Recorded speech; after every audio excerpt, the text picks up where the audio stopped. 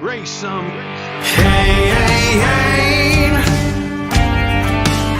You gotta raise some Cain.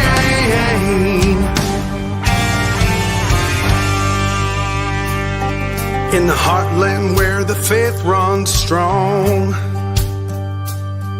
we've seen the shadows growing long.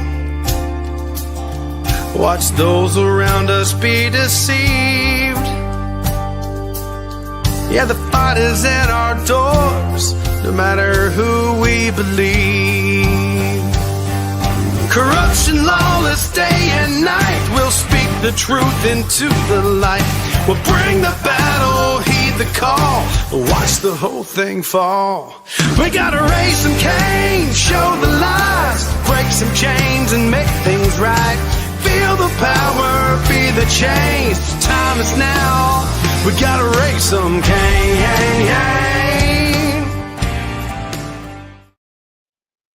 Welcome to another edition of the Raising Cain Show. I am so happy to have you guys with me tonight. Tonight, we're going to be having a candidate for U.S. Senate in Texas, Alexander Duncan, an America First, pro-tariff, pro-immigration, pro-DOGE, pro-Second Amendment candidate. And boy, do we need him to win. We're going to be talking about that tonight, and we're going to be getting into all kinds of really great information about him and his candidacy and what's been going on in Texas.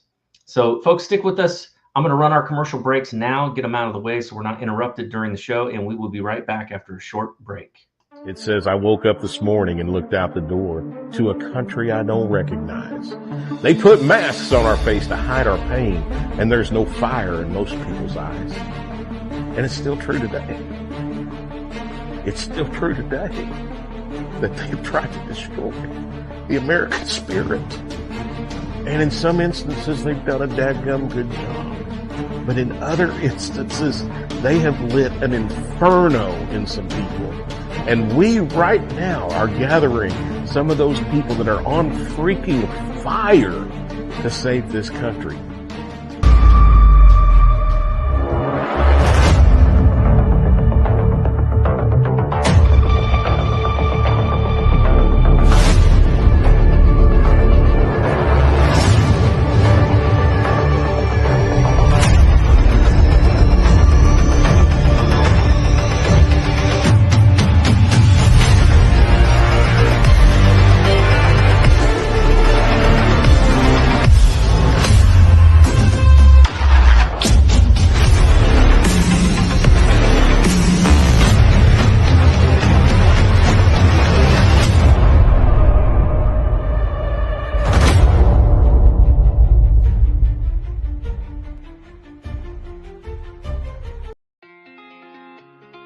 Increasing expenses have caused us all a lot of pressure these days, and it's affecting even the wealthiest of people.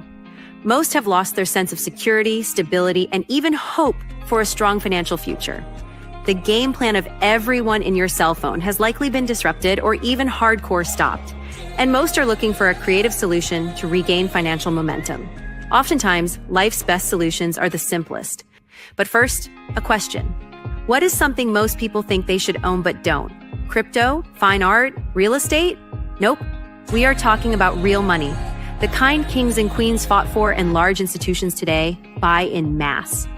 We're talking about gold and silver, assets that provide confidence in tough financial situations. So the question is, do you own any? If you don't, you're not alone. Most people aren't maximizing the power of precious metals because it's just been too complicated. And even though they see advertisements about gold and silver daily, they don't really know who to trust. That is, until now. The bottom line is that buying gold and silver doesn't have to be complicated or scary. There's a simple, better way to accumulate assets and create financial peace, headache-free. And this very minute, a new community of average people are seeing above-average results to the tune of tens of millions in assets over the last few years. This system is tested, it's simple, and it's not an experiment. To date, it's helped more than 80,000 people bring hope back into their lives. It's invitation only, and right now, this new community has accepted a challenge to give away as much free gold this year as possible. Curious? Learn how to get your free gold today.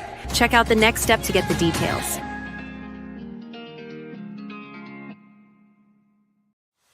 Welcome to Shop with America, where the emphasis is on America.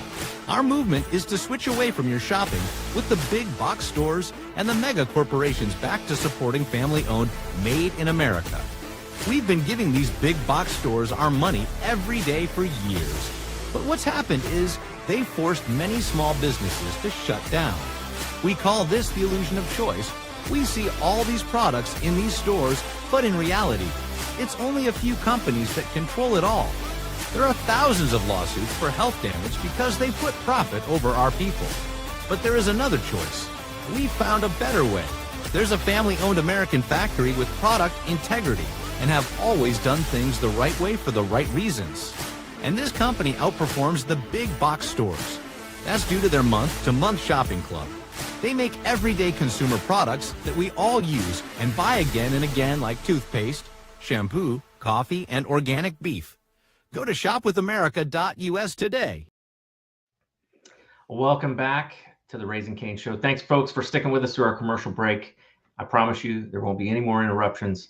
I am excited to have with me today Alexander Duncan, a former police officer, proud Texan, and someone who is running for the U.S. Senate to defend the values that make America great. After watching California deteriorate under radical policies, Alexander moved to Texas to find a state that still respects faith, family, and freedom. It's kind of similar to my story, too, by the way. I started off in California myself and ended up, kind of migrating all over the place and found myself here in West Virginia looking for the same things. But even Texas isn't immune to the influence of the radical left and weak Republicans like the current Senator John Cornyn, who Alexander is running up against. Alexander is ready to fight for a stronger, freer Texas and America, one that puts citizens first and stands up to those who betray our values. So we're going to get into talking about what Alexander stands for, and I want to thank you for joining the show. And so let's jump right in. Yeah, I just want to first say thank you for having me on, Nate. I really appreciate it. I thank you for your service to this nation and your continued service, because you're doing a great job exposing all this corruption. So just thank you. Well, thank you for stepping up. Look, I ran for the U.S. House of Representatives here in West Virginia. I ended up losing and in my primary. So it was a tough race, though. For 2 years, my wife and I were pretty much on the road. It felt like nonstop, but it was one of the best 2 years I've ever had. We met so many wonderful people, made long-lasting relationships, and really understood and learned the problems that were going on in our communities, many of which I wasn't even aware of. So I want to start off, asking you about your campaign and, your campaign. You built your campaign surrounding on America First. How do you plan to push this agenda in Washington, and why is it more important than, now than it's ever been? And, so let's start there. What made you get into this race, first off? After moving to Texas, I came for, like you said, the faith, family, freedom, because my wife and I were searching for a place to raise our children, and Texas is the first place that came to mind. And it's the best move we've ever made. I can't tell you how nice these people are in this state. It's great being in a place that still respects God, still respects the nuclear family, and really values freedom. So it's been great in that sense. But quickly after moving here, you see that the left is at work. And I truly think that's because they know if they could take Texas, they'll take America. So there's a strong push right now by the left to really destabilize the state and to take it. And after witnessing that, I said, I can't just sit back and let this happen. I want to protect the state for my children and for future generations. And I like to always tell people, I didn't come to Texas to change anything. I came to Texas because I love it. I love what it represents and it values, and I just want to protect it. So for me, America First, it's not just a slogan, but it's a real call to restore the soul of this nation, to prioritize our people first, our values, and our sovereignty as a nation. Because as we've seen, the world's hostile to that, and especially the left, they do not want to put this country first. They want to just mold it into a one world, government, essentially. So I think that's why it's so important right now to put men and women in office that are going to fight for our people, our jobs, and our nation. I oftentimes, we see, and I don't want to disparage people too badly, but look, our country has gone through some change. The Republican Party has gone through some changes. I would say good changes. For far too long, we have had this growing establishment that has been part of a system. Now, maybe at some point that worked for America, but I don't believe it works now. I think anything that works against the agenda of our president, who was clearly won by a landslide, I think is problematic. And so I want to just kind of, go through a couple of things real quick with you, because I think they're important things that I want to address, and I want to get these kind of out of the way, and then we'll get into more about your campaign. So you're running up against an incumbent. That's really difficult to do. A lot of people, will tell you right off the bat that's hard to do. It's hard to out somebody. Although I recently saw something that showed that I think John Cornyn was like number 2, most disliked Republican senator out of all of them, and that's saying something. So Susan Collins, beat him. But the fact is that Texas is a pretty conservative place. Yeah, you have some pockets of liberals, but all in all, the majority of the people in Texas, I would say, are God-fearing people that love their country, love freedom, certainly love Trump. And your opponent has really stood against many of the things that Trump and the America First agenda has stood for. So I want to just kind of point some of these things out for people that may not know, because there may be people watching the show right now, and you may be from Texas, and you may not realize where your current senator has stood on some issues. So when you look at John Cornyn's record, okay, he was a lead negotiator on the bipartisan Safer Communities Act, okay, which was a gun safety bill passed after the Uvalde shooting. The bill included enhanced background checks for buyers under 21, which that to me is just ridiculous. Look, if you are old enough to serve this country and die for this country, you should have every right afforded to you under the Constitution, and that includes the Second Amendment. That's right. It also had funding for red flag laws, which there's been a ton of research into that. And anybody in the, whether it's Gun Owners for America or NRA, will tell you right off the bat, those red flag laws are a problem, because you have people being removed of their rights without any due process. And then there were measures in it to close the boyfriend loophole for domestic abusers. Again, another thing that there's just all this stuff that they pack into these bills, and they don't think about the consequences. The fact is that the road to hell is paved with good intentions. And I do believe that, I'm sure there's a lot of people that mean well by these kinds of laws, but they don't understand the history of America. Number one, they don't understand the reason we have a Second Amendment. They don't understand the importance of that balance of power, of the people being armed so that they can keep their government in check. I have it on my wall, a famous quote, by Thomas Jefferson, and I'm going to have to paraphrase it because I can't see it with the lights in my face. But it's that when the people fear the government, there is tyranny, but when the government fears the people, there is liberty. And that is so true, and it's important. So let's start right there at the beginning. Let's talk about the issue of gun rights. And I think that's a good start. That's a very important issue, I know, to people in West Virginia. It's a very important issue, obviously, for people in Texas.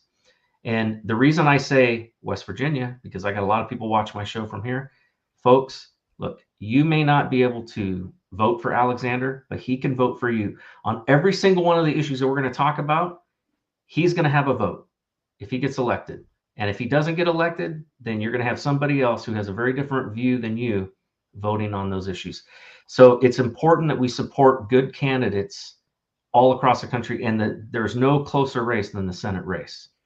We're talking 50 senators, right? So no, sorry, 100 senators, right? Yep. 2 senators per state. That's it. And it is it really is an important race to follow. We have to make sure and defend our America First principles, especially in the Senate. So let's start there. Tell me about your stance on gun control and on the Second Amendment. Yeah, so it's pretty simple. I mean, if you look at the Constitution, it shall not be infringed. And I don't know why we've gotten away from that, why we have so many people thinking they can pass legislation that violates our constitutional rights. So where I stand is I believe any gun legislation that restricts or limits our Second Amendment in any way is unconstitutional. I would never vote for it. I would never compromise on any bill that would include any language that infringed on our Second Amendment. And I think it's pretty easy. And it's like you said, the Second Amendment isn't just because, oh, I love guns and I want to own a bunch of guns. There's a strict reason for it, and it's to be able to be ready for that tyrannical government to be able to fight back. I mean, you look at places like China where it's a death sentence if you get caught with a gun. There's a reason for that. It's for control. That's right. And more people just need to wake up to realize that we were finding ourselves in a very slippery slope with the Biden admin. And if Kamala would have won, who knows what would have happened to our country at that point. And it's times like those that the Second Amendment is so important, because it protects all of our rights at the end of the day. Absolutely. And, to that point, Cornyn really betrayed the Second Amendment principles by collaborating with Democrats to pass those gun control measures. Those gun control measures undermine constitutional freedoms and they cater to liberal agendas. I don't understand why anybody would want to alienate their own conservative base. That makes no sense to me at all. But this is what we're dealing with now. I think when people who have a lot of power and a lot of lobbying support, a lot of money that comes into their campaigns, they know they can pretty much get away with most things because that incumbent rule is so powerful, right? Yeah.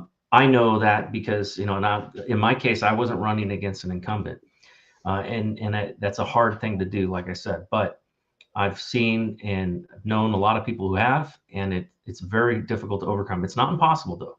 And in your state, in your situation, the advantage that you have is that he's not very popular right now.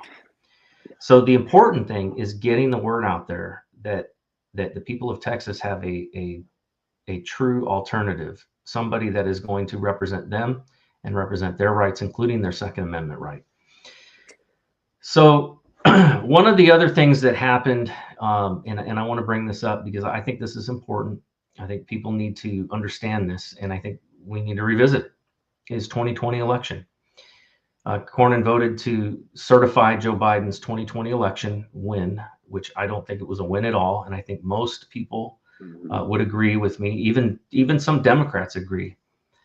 Look, what happened to the 20 million votes that suddenly disappeared in this last election because they didn't have mass, cheating through mail-in ballots? So there's no question that the certification of the ballots should have been held off for a little bit further. They had, I think, until they could have gone another, couple of months or something like that to give time for investigators to do their investigation. But no, they decided to go ahead and certify it anyways. And I really take a strong position and, as a critic against anybody who certified the election. They shouldn't have. There were very few Republicans that stood their ground, and I'm grateful for him. Josh Hawley being one of them, I think is absolutely, he's probably my favorite senator. But I think this is an important thing. The most important right, I guess you could say, that we have in this country, because it's the one that really all the others stem from, is our right to vote. We get to select our leaders, and we don't want to see our leaders selected for us. That's not the way it's supposed to be. I think that this is where we saw a major shift, where we really saw rhinos kind of showing themselves for who they were, and it's continued since then, as we've seen many of these people who have stood against Trump and who stood against the MAGA movement. Where do you stand on election integrity? I know that issue is still a problem in many places. Yes, I'll start going back with the certifying of the election. I think that's what's key to an elected official is you're supposed to vote in accordance with the will of your people. And the people in Texas overwhelmingly thought that election was rigged and they did not want that certified. But for some reason, Cornyn took it upon himself to vote for that way. And that's what I just wanted the people to know. It's I'm here to represent you, not myself. If I think a certain way that's opposed to the constituents, but my constituents want something, I'm going to vote for what they want, not for my own self-interest. And that's where these career politicians have just lost their way. Anytime he's been in since 2002, and it's kind of ridiculous. Our founders never envisioned a system where our elected officials would spend their entire careers in office. It was supposed to be a volunteer basis to go in, represent the people, help them to the best of your ability, and we've somehow strayed for that. And when it comes to election integrity, I'm a huge proponent. I think it's just common sense that we need proof of citizenship, voter Absolutely. ID. We should go Especially back in to your same day. state. Yes, go back to paper ballots and same day voting and counting. Yeah. I don't know how you could oppose that. It's just common sense to have a fair election. Yeah, if people lose their faith in elections, and this is something that I had argued for, which by the way, the liberal media, man, just totally took my words out of context. They took a snippet, a clip of my words, didn't give the entire context surrounding it, and said that I was calling for civil war. What I had said in an interview that I gave, I worked on election integrity work at the request of the White House after the 2020 election. I took like 3 months off of work, with no pay. And I worked through all of my vacation time, all of my, leave, sick leave, everything, and even went in the hole because that's how important it was to me that we had fair elections. And the media, the lamestream media took this clip and said what they did. But what I was talking about was that if the American people do not feel that their vote means anything, if they feel that there's cheating in elections and that elections have no purpose, well, look, as much as I dislike politics, the reality is that politics is what you have when you have a system by which people can debate and argue and then go and vote, and their vote is counted. When you don't have that, you have despotism, and that is what leads to violence. That is what leads to people holding revolutions and things like that. It's what the American Revolution really, was central to, was that they didn't feel that they were being represented. They didn't feel that there was fairness, and I think we have to be careful of that. Look, I was really praying hard that we would not have another stolen election, because I felt that if we did, that would be the end of our republic. And what I meant by that was that you would probably see states start saying, you know what, I don't want to be a part of this union. And honestly, I thought Texas would be the first ones, because you guys have it in your, in your state constitution. And as part of when you guys became a state, you kept that ability to be able to withdraw. And so that is something that I felt like was very important that we needed to, to see addressed. And, Cornyn, again, he has been just not an America first. He's been a everybody but America first. And, and which brings me to my next point, Ukraine funding and foreign aid. I don't understand, again, why anybody who is an elected Republican in as conservative a state as Texas would continually vote to give money to the Ukraine for endless wars and prioritizing foreign wars over domestic needs. It makes absolutely no sense, especially when I think some of the most recent polls out, before the election even, showed that it was extremely unpopular, that most Americans did not agree with continuing to send money to the Ukraine. And that, I think, is an important issue. I'm extremely pleased with what I've seen with DOGE and with their, coming in to, clean house and expose the fraud, waste, and abuse in groups like USAID and others. Talk about that for a minute. What do you see as what do you see in terms of these issues related to, towards foreign expenditures and foreign aid and these never-ending wars. Yeah, I think be Democrat or Republican, when you see what DOGE has exposed, it should make you sick. When we have veterans on our streets and all these other people struggling across America, but we're sending billions of dollars to nations that hate us, essentially, it should make you sick. And that should be a uniting factor for all Americans going, I pay so much in taxes every year, and it's being used and funneled to go to other nations that hate us. And I think we need to get back. I think we need to cut all foreign aid until our national debt's paid off and really start taking care of our people first. I mean, it's so sad to see how many veterans are out there struggling, living on the streets, and we're doing nothing, and we just send money overseas. So we just need to cut all this foreign aid for a long time. Look, I'm all for churches getting together to fund, food and supplies and things like that for missions around the world and feeding the poor. I think that's great. I think charity is a great thing. Yes. But when the government takes from somebody to give to another without their consent, that's called theft. That is not taxation anymore. And that is exactly what has been going. When we are involved in things that are in the American best interests, like maybe we need to defend our borders, or we need, like I look at, you take Panama, very important that we take a strong stance on China not being involved in running Panama.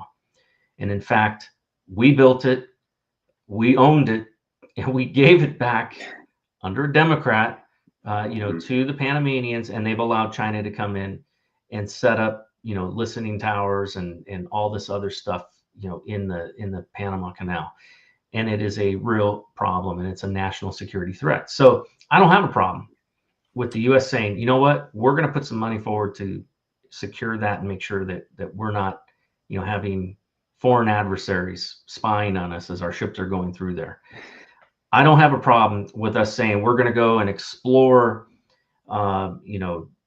drilling in the Gulf, or doing, some things that are going to benefit the American people, but just taking our tax dollars and funding basically a war between two countries that has nothing to do with us, that never made any sense. And a country that has never been a part of NATO.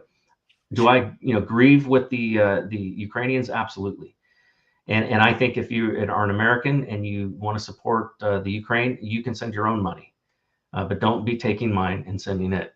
And I think that's one of the things that has pissed people off, because like you said, I don't like it when I turn on the TV and I see them kicking out veterans, many with mental illness, many with drug and alcohol problems that they got while they were serving the military.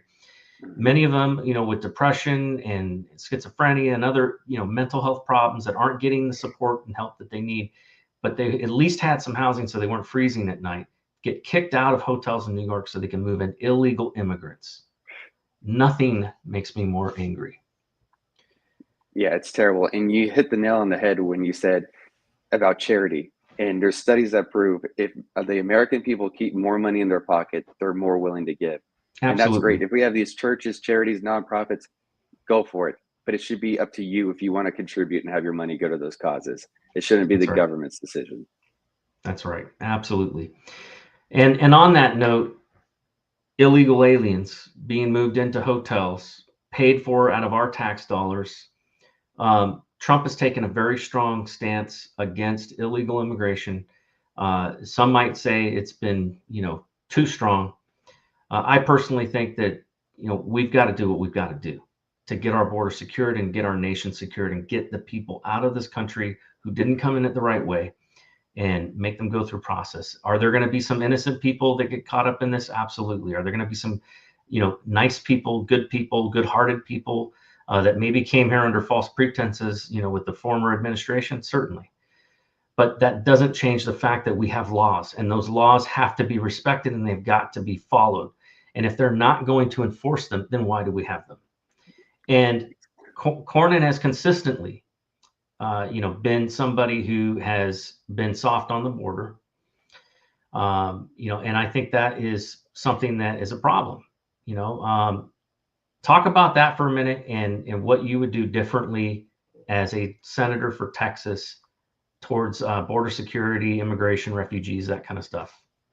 Yeah, we were invaded under Biden. There's no doubt about it. That was a deliberate move. They wanted as many illegals to come in here and be unaccounted for. And as we've seen in California, they let them vote. They came in and checked their ID to vote. But what's even crazier is one of my friends is a pilot, and he used to hop on flights from San Antonio to Dallas to fly out of DFW. And he would show up, and he said he checked the night before. There's plenty of open seats. Show up that morning, completely booked flight. And he's like, what's going on? He looks out and sees a whole huge line at a separate ticket counter. He asks the police officer, hey, what's going on? What's this separate line for? He's like, these are all the illegals that under the Biden admin, they get one-way ticket to anywhere they want to go. So the unchecked, unvetted, just flying across America to wherever they want to go on our dime. It's ridiculous. And like you said, I think we need to track down all of these illegals and get them out, and not brutally, not harshly. It's just, like you said, we follow the rule of law. If you came here illegally, you're going to get deported. It should be as simple as that. We are the greatest country in the world and have the weakest border. Yeah. It makes no sense. And I get it. I'm all for people that want to come here legally because we are the greatest nation. And you see that with some of these immigrants that do come the right way, that do come legally. They're more diehard patriotic Americans than some of our own American citizens right now. Yeah. So we really need to crack down and just, I don't even know why when we catch these people at the border that we don't just push them right back over. Why are we using our money and affording them this whole process and waiting game when we should just push them right back over? Well, they've created a system of lawyers that, go down there that are funded by, this is the crazy thing. Speaking of charity, there's all these charity groups, right? Catholic Charities is one of them. Lutheran Charities is another. There's several others that send lawyers down there to support all of these illegals coming over, so to tell them what to say on their amnesty or their not amnesty, their refugee, paperwork or whatever, making claims, that are not true, so that they can illegally stay here long enough to get a hearing. And that has been the status quo of what's been done. Well, there's one problem with that DOGE exposed, and that's that all those groups are getting funded through our tax dollars. So it's not even the goodwill of, American citizens that are funding this. No, yes, it is American citizens funding this, but it's being stolen out of our paychecks to fund this, illegal, refugee madness, which really isn't, they're not refugees. The laws are very clear. A refugee needs to go to the next country near them and go to a U.S. embassy to claim, asylum if they want to. But they should not be able to come to our border all the way from China, Africa, South America. It's not supposed to work that way, but they've been doing that. And so I'm actually really grateful for Tom Homan and what he's doing. These guys have put their lives at risk. He's got a detail of security around him 24/7 because the death threats on him and his family are just enormous from the cartels. Yeah. But he doesn't care. He's a tough guy. Yeah. And like you're saying about the border, with President Trump right now, we're seeing these record low numbers, but we have to keep that momentum up. And that's why it's so important right now that these executive orders get put into legislation. Because if we don't, in a couple of years from now, if we end up with a Democrat president, they're all going to be rescinded and we're back where we are again. Yeah. So we've got to get the wall built. Yes. And I'm a big proponent of, we need more sensors down on the border, use more drones. These cartels are using drones to fly and drop packages over our border all the time. Why aren't we surveilling our border constantly 24/7 and tracking down every single person that crosses illegally? Absolutely. Another just common sense measure. Yeah. For the last 3 years, I worked for the DEA. So I'm very familiar with the drug problem and the use of drones. They had they brought us into a, like an all hands meeting or whatever. And, they would occasionally show us videos and talk to us about what's going on. One of them I remember watching, and they showed where a drone flew over the border to a prison and some guy sticks his hand out like the window, between the bars of like the third floor of the prison, and the drone dropped a package of drugs into his hand, and he that's how sophisticated they are. Yeah, And they were talking about unbelievable. the difficulty of being able to take out these drones. It's really hard. So Yeah. it's not easy. So it is a huge problem, and there's a number of issues that have to happen, and some of that is getting Mexico to shut their southern border down, because we're not even talking about illegals coming from Mexico anymore. When I was growing up, that's mainly what we were talking about. Yeah. And as long as they weren't criminals, I was happy for the good Mexican food. But but the fact is that we've been overwhelmed. We have been absolutely invaded by people from all over the world, many of whom do not share values with us, do not understand or care, for that matter, about freedom and liberty or the Constitution or the Bill of Rights. And you've got places, for example, a lot of resettled Islamic extremists that have come to this country, that believe in genital mutilation and in child brides and crazy stuff that no American would ever agree to.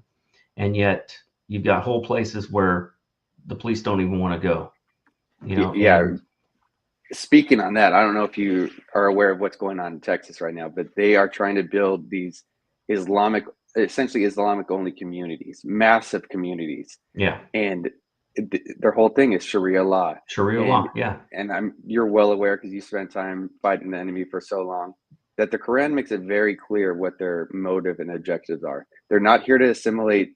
They are here because they want to conquer and destroy us in the end. And that's their Yeah. plan. And it's becoming a huge problem in Texas. We're having mosques pop up, looks like weekly almost. And it's another invasion. And Yeah. we need to put a stop to that, because at its root, yes, they say they're a religion, but it's a whole political system that they want to implement here in Absolutely. the U.S. Yeah, and look, I would be just as much opposed to a so-called Christian group that wanted to, mass murder, other people that didn't believe exactly the same way as them, or that wanted to change our laws or our Constitution. I would oppose that. I don't care what religion it is. If you are opposed to the U.S. Constitution, you have no business being in this country, period. I don't care right. what your religion is. I don't care what your background, what your race, none of that matters. But what matters is, do you believe and support the U.S. Constitution and the Bill of Rights? And if you don't, then get out, and don't let the door hit you in the ass on the way out. That's So right. that's how I feel about it, because Yeah. this is our country, and we Well, are the stewards of it. That's right. It's just like this nonsense with going over with this MS-13 gang member and trying to bring him Oh back. my gosh. It's Yeah. like, do you not care about the safety of Americans at all? You're saying, oh, he wasn't on the list to get picked up. But it's the same thing as a police officer. If I go in and serve a warrant and I'm looking for, Joe, and Joe's with Bob, and I run Bob and he's got a warrant, he's going to jail. It's just part of the system. Well, speaking of that, you've got this judge who got arrested. Yes. They've got, this is why I'm so happy that Cash is the new FBI director, and Dan Bongino, his deputy. Man, what a dream team. Yeah.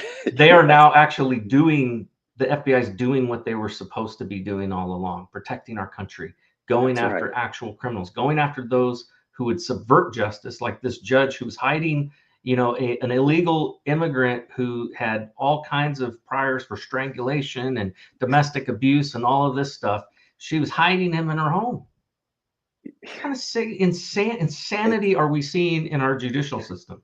Yeah, it's crazy. And I think I would take it even a step further. These sanctuary cities, Yeah. any of these mayors, governors, Defund sheriffs, them all. police chiefs that are not cooperating with ICE and are deliberately going out of their way to aid these illegals from getting picked up, they should be indicted as well, because I they're trying to 100% subvert the agree. law. That is obstruction of justice to the letter of the law.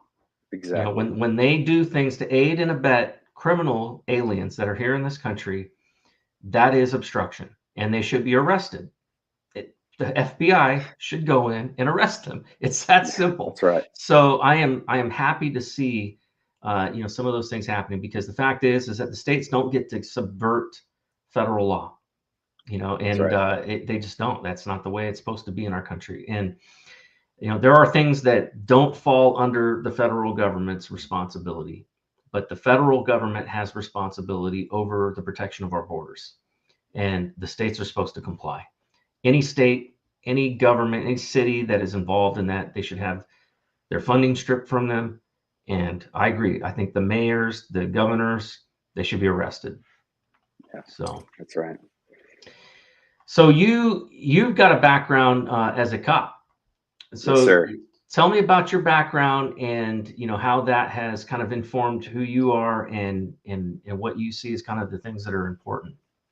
Yeah, so I started 13 years ago after my dad worked as a police officer for 34 years. So I wanted to follow in his footsteps. And at the beginning, it was a great career, but as we've seen in California, it just deteriorated. Mhm. Cops are afraid to do their job out there.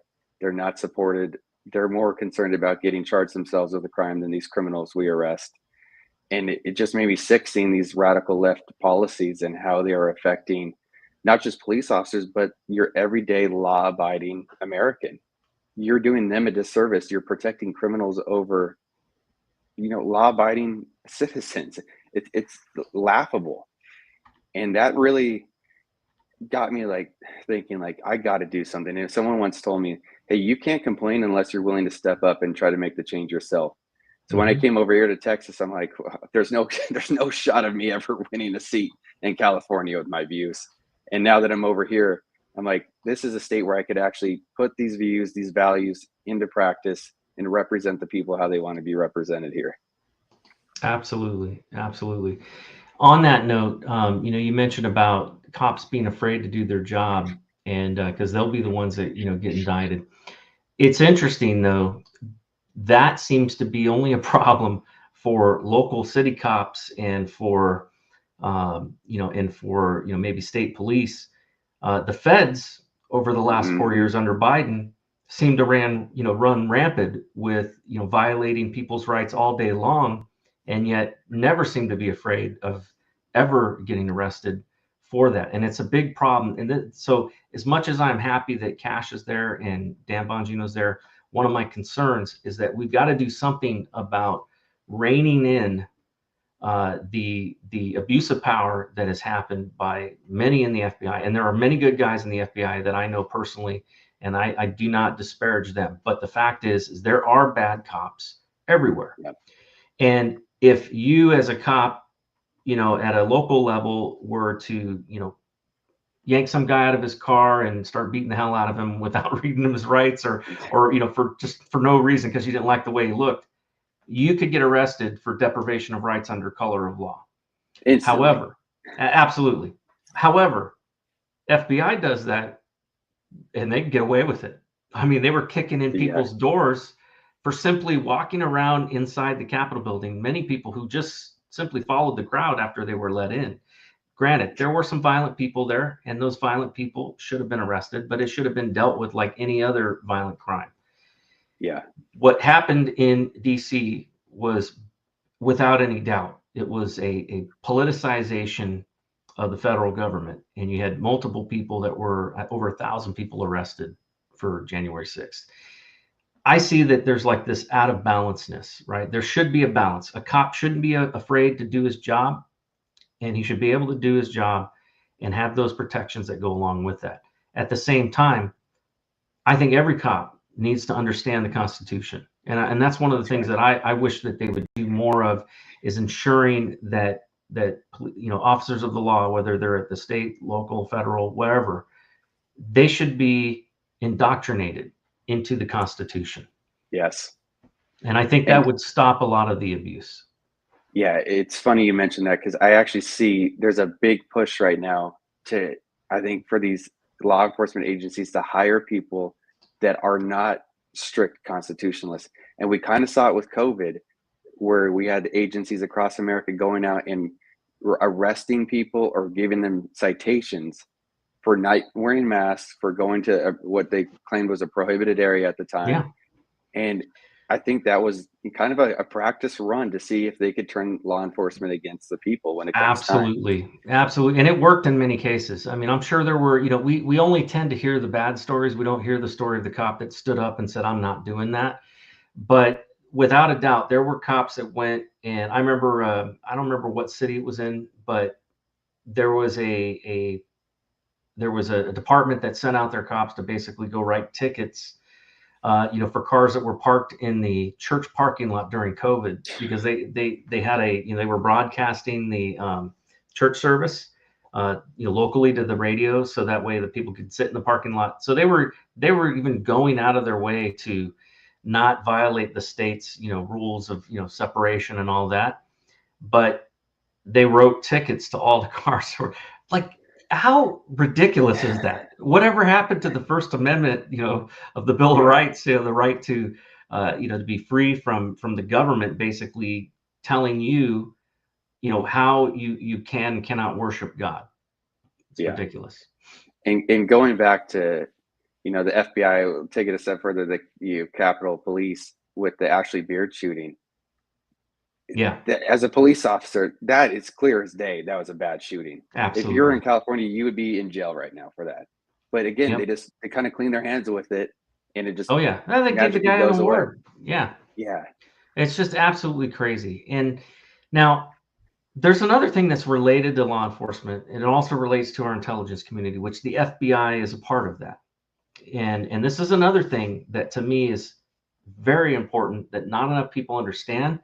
Not enough people have talked about it, but it directly relates to your opponent. And it's why I absolutely am going to be praying and hoping and trying to help you in any way I can, because you've got to get in there. And that is FISA Section 702, the reauthorization of it. That was something that Cornyn voted for. And it is absolutely an atrocity when it comes to our Fourth Amendment rights, our right to be free from illegal search and seizure, our right to due process. It affects so many things. And here's the way it works, folks. And listen, I can speak to this as an authority because I actually signed the documents, was read onto the program when I worked for NSA. So I know exactly what this program can do. I was read on to signals intelligence authorities, and I will tell you, there were very strict rules that were in place when I was on that program. But even then, I was nervous about it. And because of it, I never used it. But what it does is it's like all of our electronic data is being stored, all of it. Okay. Without getting into the details, I'll just say it's very intrusive. But nobody sees that. It's masked. Okay. That's the terminology they use. They mask it so you don't know who it's coming from. You just have some metadata. And the way it works is, when somebody goes and does they go and basically look at something, they get something unmasked so that they can look at it. If they see that that's an American citizen, they are supposed to, by law, delete that because it was not collected in accordance with the Constitution, period. It cannot be, they don't remask it. No, you're supposed to delete the entry. And you're not supposed to pass unmasked information between agencies. Obama changed that on his way out the door. And it was so that they could do the mass spying operation against Trump with Operation Crossfire Hurricane. Now, this system has been abused. Bottom line, even a federal judge came out and said there were 256,000 illegal uses of Section 702 to spy on American citizens, mostly related to January 6th, but also some related to George Floyd protests. So this is something that people on the left and the right need to come together and get on board with. We cannot have our government spying on us. People need to understand, we had a church commission that held hearings in Washington, D.C. back in the 70s? And they discovered that you had the FBI back then spying on people, collecting blackmailable material on people. In fact, J. Edgar Hoover had all of these tapes of blackmail on everybody in D.C. And it was such a shock to the nation that they created all of these rules to stop that from ever happening again. But I am telling you, it has happened again, and it is 10 times worse than it ever was because they didn't have the internet back then. people weren't as reliant on digital data. They did not have the kinds of resources back then that we do now with AI and everything else. It is out of control. I'm all for, and I totally understand the need to spy on our enemies. I get it. I'm not opposed to that. I'm not opposed to using those types of surveillance tools against foreigners. But in our country, you're supposed to go to a judge and get a warrant, because only a judge is supposed to have the right with probable cause. He's supposed to be the one to make that determination. You mentioned about a warrant earlier. What are your thoughts on tools like Section 702 of FISA, and what would you do as senator to help address some of these issues?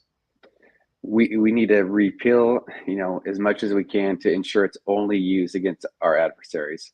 It's ridiculous that any American citizen is spied on. I don't care if you're on the right or the left. You should fear the surveillance state that we're under right now. And it goes way past FISA. We're tracked everywhere we go now. If you have a cell phone on you, that's how the police are solving all these crimes, because every location you're going to, it's tracked and monitored. And all they have to do is get a warrant to get that, or they even go through, back channels using advertiser ID and all of these other sorts of ways to get it. But we are under surveillance everywhere we go. And same thing with these camera systems that all these cities have now. And it's great. It does help solve a lot of crimes, but at the same time, you can't go anywhere without being on video nowadays. And it's coming to a point where we're just surveilled every second of our day. If anybody didn't learn something from COVID and from the Biden administration's last 4 years, look, do I think that Trump's going to abuse these systems? No, I don't. I don't think a Republican, America First administration will misuse these tools. But if we do not put certain protections in place, without a doubt, any other kind of administration will. And if we don't want to, think about this. Imagine if the American founders, if they tried to organize a rebellion today, they would not get past first base. That's really what it boils down to, folks. I hate to say it. I don't want to see that. But the fact is that if we had a coup in our country and you had a foreign or even a national organization that wanted to throw out the Constitution, didn't care about it, and they formed a coup and took over our country, how would we ever win it back? Because they have all the tools to spy on everything going on. It's not worth the risk. I think it was Benjamin Franklin that said that anyone who would give up liberty for a little bit of security deserves neither. I was just going to reference that quote because it applies directly to this. Absolutely. Let's talk about tariffs. So there's, a lot of discussion about it. Some people hate I'll be honest with you, before Trump, I was totally opposed to tariffs. Why? Because I believed and bought into the whole, free trade, scheme. And it was a scheme, because it's not free trade if it's not fair trade. That's right. And the fact is that Trump is not using tariffs as a means of just making money for our country. He is using it against countries that have, basically tariffs against us. Why should we allow these other countries to charge us tariffs so that we can't afford to send our goods, or our goods won't get bought in their countries? But then, we got to accept their goods? That makes no sense. So what's your stance on that? Same thing. At first was like, I don't know how these are going to work, how this is going to play out. But as we've seen, it's worked out great so far. All these countries are caving. They're either taking their tariffs off, they're bringing manufacturing jobs to America, which that's the ultimate goal. We want more stuff produced in our country, creates more jobs, makes things cheaper in the end. And so for that, I think it's great. I think we should continue on. The China thing is getting a little, dicey. But as we've seen, China is not our friend. No. And they're always going to try to one-up us in any way they can. And we've seen that their tariffs have been on us forever. So why don't we equal that playing field? It's not a trade war. It's just trying to make everything even. Yeah, just balancing the playing field. And the fact is that China is they have a long-term strategy. They play the long game. They've been trying to destroy us economically, trying to destroy us politically, trying to destroy us. I think even the COVID vaccine, I should say the COVID virus and all of that, being released by them. I'm not so certain that wasn't intentional. Mm-hmm. It's interesting that they allowed, I think it was like all these flights, to leave their country after they knew. By the way, they held the World Military Games in Wuhan around the same time that virus got out. So militaries, including the U.S., were all around the world were there in Wuhan, and then went home afterwards. Call me a conspiracy theorist, I don't care. I mean, I know without a doubt, nowadays, anything that you call a conspiracy theory is, likely to be a conspiracy fact within a couple of weeks of research. Yeah. And I would even go on to say, China is not just an adversary, military aside. I talked to a high-ranking military official one time, and he said, I don't ever think we'll see boots on the ground combat like a World War II ever again. He's like, what it's going to be is someone like China who will destabilize our economy, take out our infrastructure, and just decimate us that way. They don't even need to fire a weapon. They don't. In fact, I'll tell you something. My career background for 27 years has been cybersecurity. And that has been, everything that I've, eaten, slept, breathed for the last 27 years. And when I worked for NSA, I was with the Marine Corps, Marine Forces Cyberspace Command, detached to NSA on a CPT, a cyber protection team. Our job was protecting national critical infrastructure from foreign adversaries. We had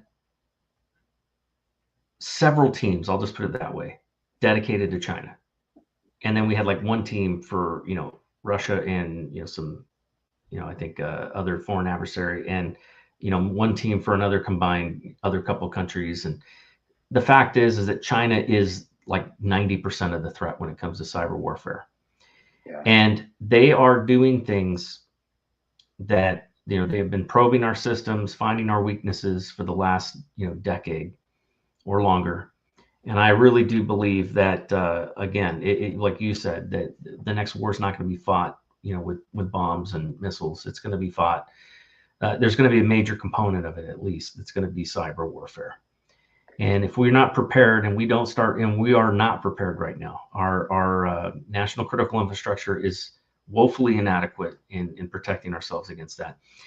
And all it takes is for a city's water system to get shut down for weeks, or for power grid to get knocked out and nobody have power, and then you can't, get anything done.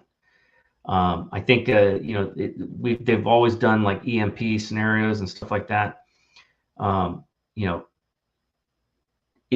danger or the damage done with EMPs, and I'll just speak on this for a minute, is that if they took out all of our transformers, the components that go into our transformers, like most of the materials come from China, and they know that.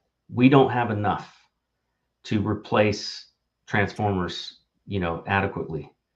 And if there was an EMP that even took out a portion of our, state of our country, like for example, remember the Chinese spy balloon that flew over our country? Yeah. I did the math on it, and this isn't classified or anything. It's not hard to figure out. I just did some Googling and did the math on it. At the height that it was at, if it was armed with a nuclear weapon, okay, that went off at that height, it would have wiped out 1/3 of our country's power grid. Wow. Everything I've seen in terms of studies, national security studies and research on, like, say, an EMP, type of thing, what it would do, you're talking catastrophic, 80% loss of life, mostly due to people, killing each other and starving and not being able to get water and, and everything else that comes from that. So it is a serious business, and we've got to take it seriously. We need to do more to protect our, power grid. You guys in Texas, I think, have it a little bit different because your power grid, I think, is independent, isn't it, from some of the rest of the country? Yeah, so we got that going for us. But another thing with China is, have you seen those maps showing how much land China owns across the U.S.? Yeah. That's another huge national security issue. Yeah. It's pretty. How many Americans do you think own any land in China? Exactly what I was going to say. Zero. Yeah, they should not own a single piece of land. We need to take that back, and we need legislation banning foreign nations from owning American soil. Yeah. It's just that's just another common sense. Yeah, I mean, look, I'm okay with leases. If a country wants to do business here, they got to be able to have, some land to build on and all that. And so I'm okay with like a 99-year lease, right?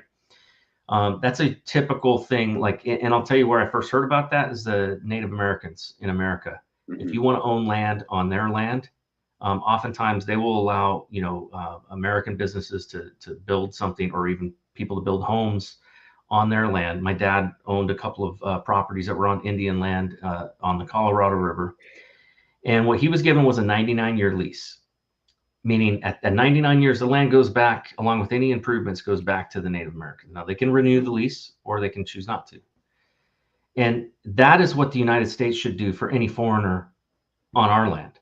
We should allow them a lease, and I'm okay with even long-term leases like a 99-year lease, because it takes, for some of these businesses, it takes a lot of investment, right?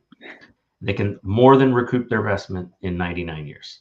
But anything more than that, absolutely, that should not be allowed, because by essentially allowing this, what we've done is we've given them a foothold in our country. And land is not something, it's not like all other forms of capital, right? You can create. You can't create more land. I mean, maybe China thinks they can in the, South China Seas by, building sandcastles in the sea. But at the end of the day, you can't make more land. Who was it? He was the famous philosopher from John Locke. John Locke and he's sometimes is seen as like the father of capitalism, and yet even he did not. He believed that people should be able to own as much capital as they want, as much cash as you can possibly carry. They should be infinite. You shouldn't be able to. Nobody should be able to tell you, there's a limit to how much money that you can have. But what he did have a prohibition against, in his view, was certain resources that are limited. Things like land. Nobody should be able to have a monopoly on land, because you can't make more of it. And I would say, certain rare earth minerals and things like that would probably, I would say that's probably a good thing for there not to be monopolies on that as well in our country. So I do think the government has some regulatory business in regulating minerals and stuff like that. But at the end of the day, we shouldn't be allowing foreigners to own land in our country. Absolutely not. Yeah, especially near military bases. Yeah, or farmland that is going to, that is essentially how we, there was a time in our country where we created all these heavy duty farm subsidies, and they were necessary because we did not, and the reason they became necessary is because we reduced trade. We allowed for other countries to have tariffs on us, but not, but we weren't having them on others. And so we had all of this foreign food coming into our country. And I think it was Roosevelt, might have been Roosevelt, who said, whoa, this is dangerous. We don't want to be dependent on other countries for our food, especially when we have so much, land in our country that is fertile. We need to be growing our food here. And now I don't agree with the way that they dealt with it, which was by heavily subsidizing the farms, basically paying farmers not to grow crops and stuff like that. Yeah. It's insane. But what we should have done was we should have said, hey, we're not allowing any imports of anything that's going to compete against our farmers here, especially if you've got a tariff against us. So there is some need for protecting certain industries, certain things like food development, farmland, power, energy, right? We need to be energy independent. We need to be food independent. Yes. One of the big areas of China right now is medicine. Like most of the medications that we take, made in China. Very few companies, I think, even make insulin, in the U.S. So we got some major problems that we got to solve. Yes. Chips, microchips, semiconductors. I had a guest on my show not too long ago, and he's an expert in this, and he talked about the problems that are, inherent with having to get all of our semiconductors from, places like Taiwan and, in Vietnam and some of these other places. Is that, what happens if China gets a foothold in the door? What happens if China invades Taiwan? Now, because of our dependency there, it drives us into a war. Yes. So it's much better. It is much safer for our country, for us to have those things onshored here in the U.S. That's right. Yeah. We just need to bring back as much manufacturing made in America products again, and just be as independent as we possibly can. Because going back to China, even like so many of these drones people buy on the internet and their vacuums, anything that's connecting to these I'm servers, smiling because I own one. all because I can't get one made in the U.S. you know? And they're getting all our data from that because it's going back to their servers. Oh my gosh! Another way for them to collect information. They got all. Why do they need satellites? All they need is everybody's. Everybody. What is it? What's the name of the company that DJI or whatever? Chinese company that makes like 90% of the drone. I mean, literally, they are mapping our entire country. Every time somebody's flying their drone, all that data is going back to China. The way it works, folks, is that data goes back to a server somewhere, and then it comes to your phone. That server somewhere is likely in mainland China, and you better believe they're scraping all of that data, all of that geodetic data they're scraping. That's a very good point. That's something I hadn't even thought about, but holy crap, that is insane. Right. We got to do something about that. Yeah. We need to they worry about TikTok. They worry about TikTok. They're not even thinking about the fact that we've got drones all over this country made in China that are sending the data back to China. They're taking that data, and it is going onto a Chinese server, and they are collecting geodetic data. So anytime somebody's flying a drone anywhere, it's picking up all of that imagery. That is valuable. You know how much money we spend? I mean, like, imagine if, if we were smart like that, right? I mean, that's pretty brilliant. Yes. If we were making drones and selling them for dirt cheap, like we should be investing in selling drones for dirt cheap in some of our adversaries' countries and sending that data back here so we don't have to spend big money on big satellites, Yes. It's crazy. Exactly. Wow. Very interesting. So what other, tell me more about what else is going on inside your in your campaign in regards to your where you stand on the issues. What are some other issues that are important for you?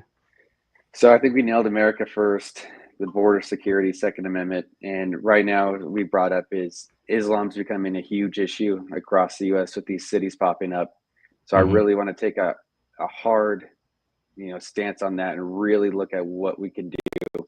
We have it's just, there's an objective and there's a reason why they're here and doing what they're doing. And I think we just need to wake up and put a stop to it.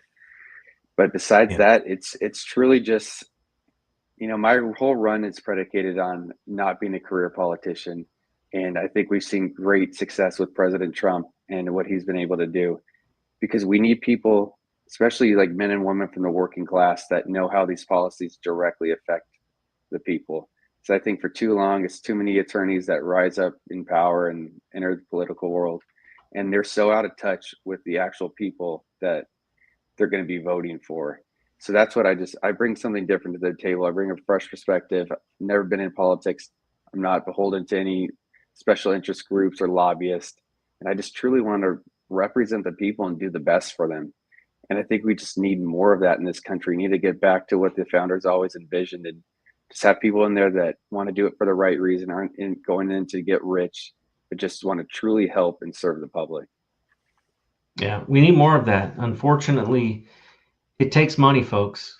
I hate to say it. I wish I could, look, I tried to do it, completely grassroots, and, and it is important to get out there and talk to people. But the fact is that you've got a big state. You got to cover a lot of ground. You got to get direct mail stuff out. That's the most expensive part of it, right? Is the mailers, Yes. extremely expensive. And I know, like, I get those things and they line my bird cage, right? But so I don't understand, but there are a lot of voters that matters to them. They see those things, and then the problem is they don't have time to look into the details of things, and they only remember what they see. Yes. So that's one of the reasons I'm having you on the show, is I'm hoping, we've got over 3,000 people right now watching the show live. And I'm hoping that some of those 3,000 people are in Texas. I'm hoping that some of those 3,000 people are thinking about, you know what, I like this guy. We need to get rid of Cornyn because we need somebody else in the Senate that's going to vote a way that aligns with what we believe in. If that's what you guys want, I'm asking you, I'm pleading with you to please donate to his campaign. It takes money to do these campaigns. Alexander, where can people donate to your campaign? Where can they find out more information about you? Yeah, so DuncanForSenate.com, you can make donations. There's merchandise available on there as well. But you can see all my positions, and I'm also on X at AlexDuncanTX, and that's where I do most of my posting. So if you follow me on there, you'll see where I truly stand on a lot of issues. And the last thing I just want to say too is what makes me different from these other politicians is I will be accessible to the people. I cannot stand when we have these elected officials that think they're celebrities now and that they can't pick up a phone or respond to an email of their constituents. I want to be as transparent and accountable and accessible as possible. Amen to that. We need that. That's one thing I will say, positive about the guy that I lost to, Riley Moore. I had a lot of negative things to say about him when I was running, but he turned out to be actually a stand-up guy, and his constituent services have been just downright amazing. In fact, I have reached out to him on, an issue of retaliation for my whistleblowing, and they opened a congressional inquiry into it, and things are getting done.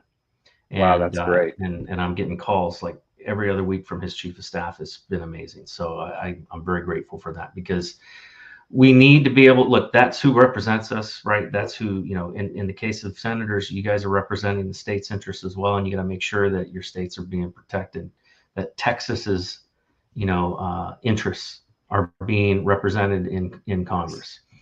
So it's a good thing. And I think it's great what you're doing. It's really hard. I know what it's like. I've been through it, and it's tough. So, good on you for standing up. Folks, again, you can check him out, and you can donate to his campaign at DuncanForSenate.com. That is DUNCAN spelled out FOR Senate SENATE.com.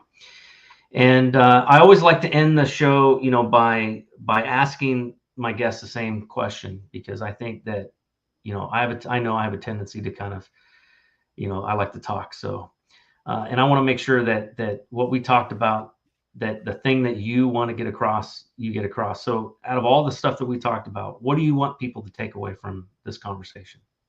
I just want people to know, if they want real change, if you want to see real change, it's going to start with electing a non-career politician who's actually worked for a living, been out on the streets, been on the front lines, and actually has seen these policies and how they affect the people.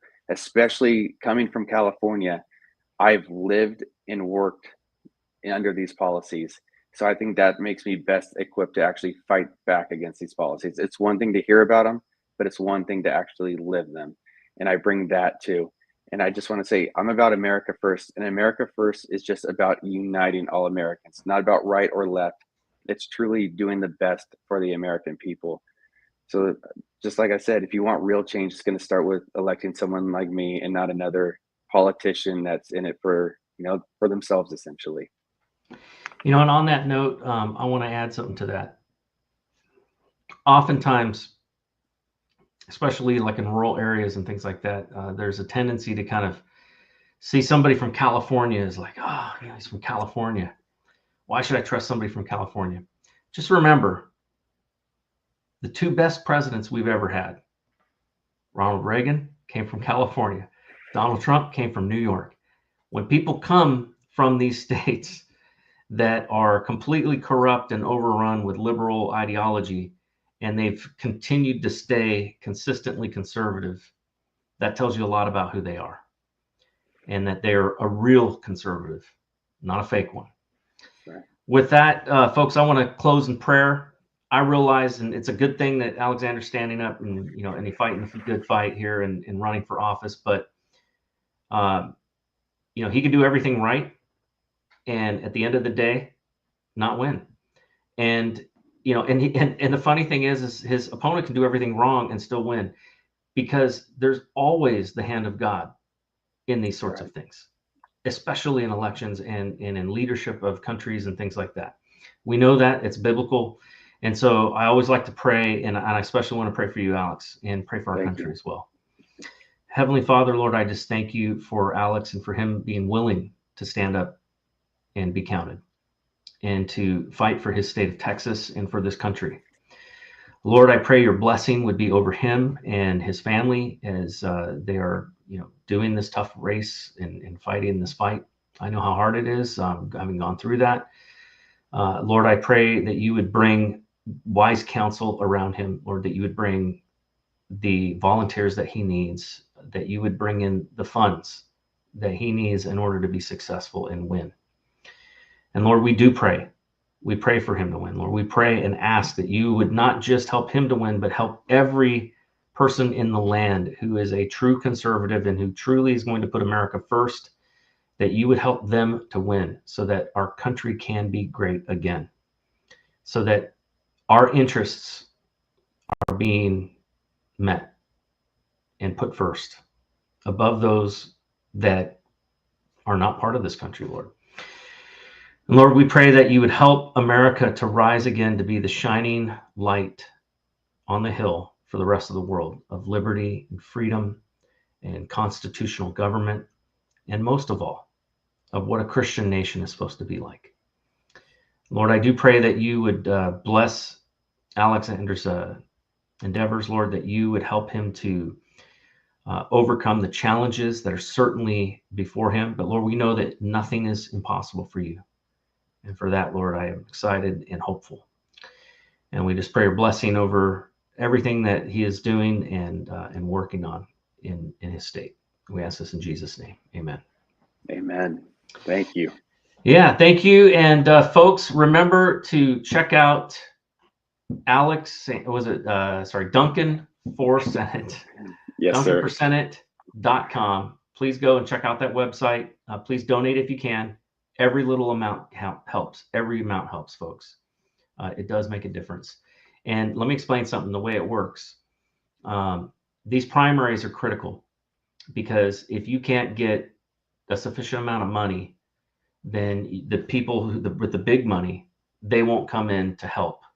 And there's some great groups, but they don't want to throw good money after bad.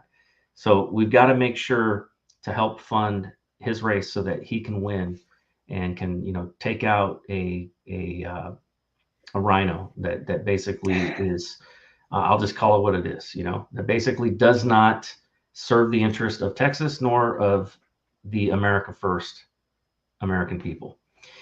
With that, folks, remember to check out our website as well. And I want to thank and plug the Patriots Prayer, who has me. I've been blessed to be on their channel, and I'm grateful for them. And I want to thank you guys all for watching the Raising Cain Show and for being a part of this. And we had a great crowd tonight, over 3,100 people. And so it's been a good night. Folks, God bless you. Stay vigilant, stay strong, and don't forget to be engaged in your own governance. With that, have a good night. God bless. God bless, Nate. Thank you. You too. Raise some Cain. You gotta raise some Cain.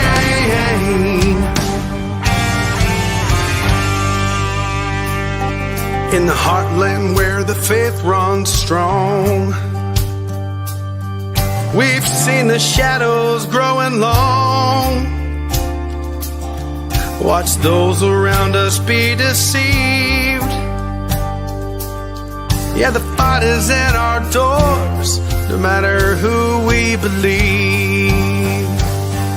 Corruption, lawless day and night. We'll speak the truth into the light.